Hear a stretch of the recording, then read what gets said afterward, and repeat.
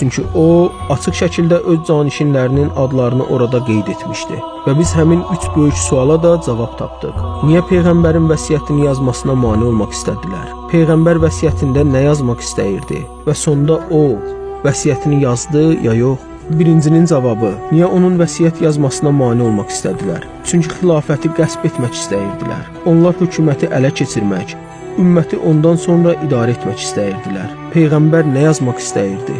O, canişinlərinin adlarını yazmaq istəyirdi. Və sonda vəsiyyəti yazdımı?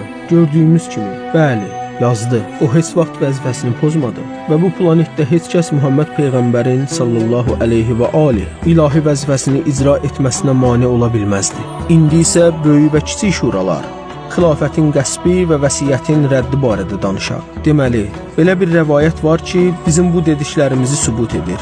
Yəni, məqsəd Peyğəmbərin vəsiyyətini yazmasına mane olmaqla xilafəti qəsb etmək idi. Bu yalnız bizim ağlımıza gələn bir nəticə deyildi. Bu, Əhl-i Beytin əleyhissalam buyurduğu bir məsələ idi. Əslində, Muhammed Peyğəmbər sallallahu aleyhi və aleyh hələ öz həyatı dövründə bunun qabaqcadan xəbərini vermişdi. O dedi, vay olsun mənim ümmətimə böyük şuradan və kiçik şuradan. Ondan bu məsələ barədə soruşuldu və o dedi, böyük şuraya gəlincə o mənim vəfatımdan sonra mənim şəhərimdə keçiriləcək. Qardaşımın xilafəti və qızımın haqqı qəsb olunacaq. Bax, gördünüzmü?